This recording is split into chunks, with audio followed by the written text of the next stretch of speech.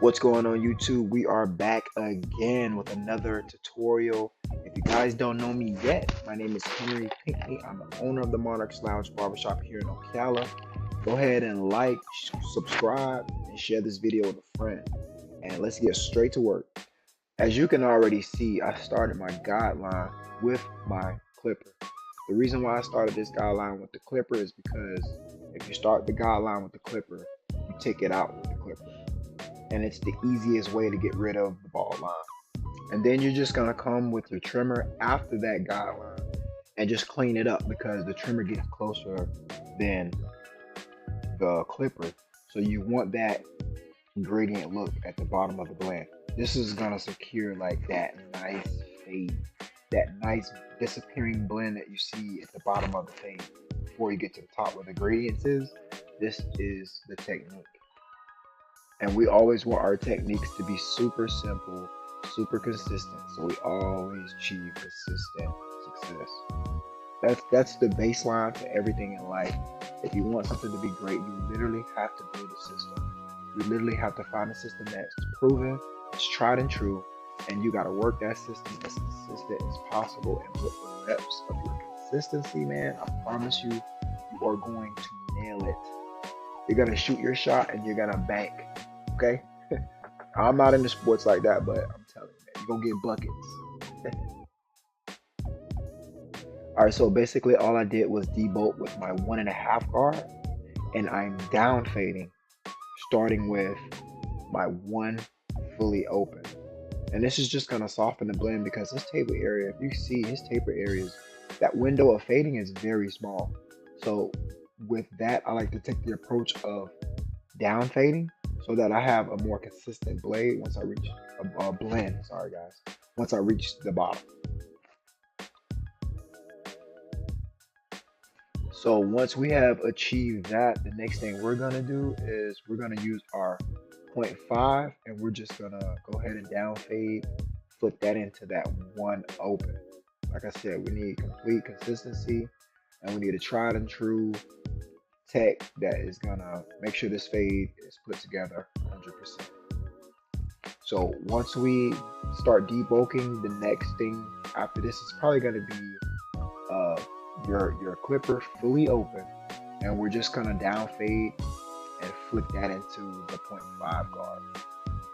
And once that is achieved, the next thing is to go ahead and spin the client around and time to attack the back. Now the back is similar, it's just a wider area, so you get a little bit more gradients, you get a better fade view. This is like, I don't know why, but the back of the haircut is like my favorite haircut. It's the favorite blend of the head. I don't know, especially like a haircut like this, just like a simple taper fro.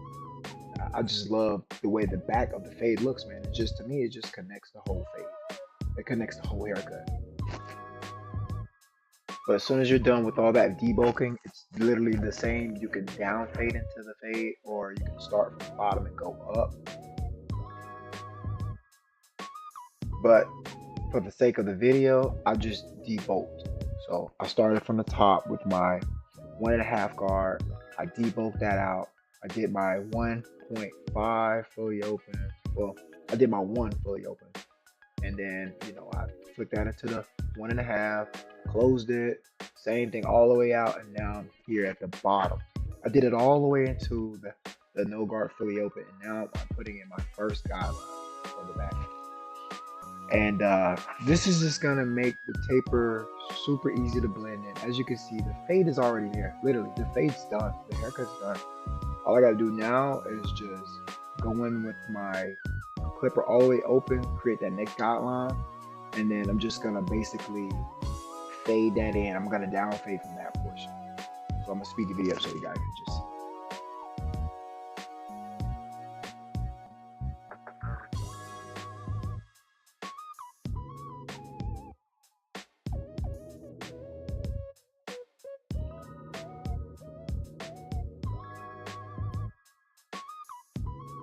If you notice, I'm using the corners of my blade on my clipper because even though this is a wider area to fade, you still want to make sure you're super precise. The head has so many different curves in it. If you put the blade flat on the head, you might one side of the blade might be on flat surface, but the other could be in a dip. It could be in a dip on the head, and then if you use the whole T, it could look as if there's a patch because where that dip is, that blade could cut. But if you were to use the corners of your teeth in the dip, then it will look more like a fade because that dip was hit with the corner of your teeth and it fits in the dip because it's such a small portion of the blade that you can hit it. And it's the same as when you're doing your lineup, those vertical bars in the back, or slant bars if you want to call them.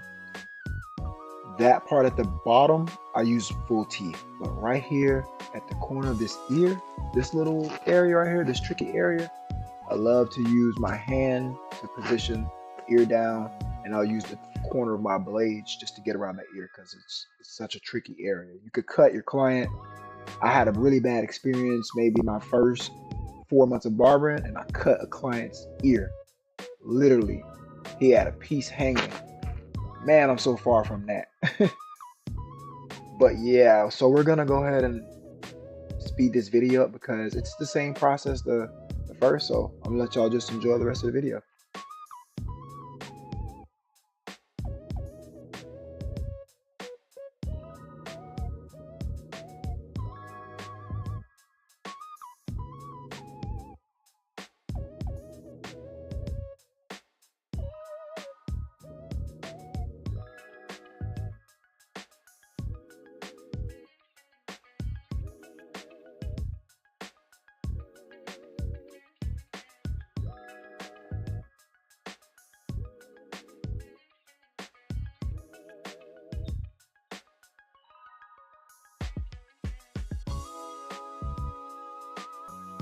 And then I noticed right here, guys, that my phone, well, my camera, I guess it's too heavy for the mount, so it just started dipping, dipping, dipping.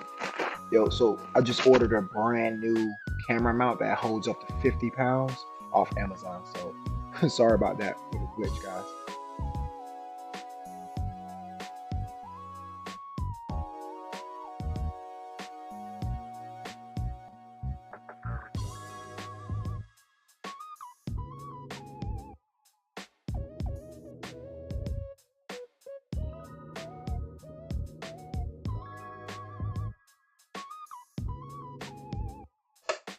Okay, at this point, you already know I'm coming in with the dry shampoo from my last video. You should already know what this method does.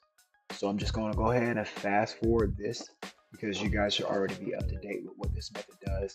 If you don't know what this method does, just go back to my last video and I'll explain it more there.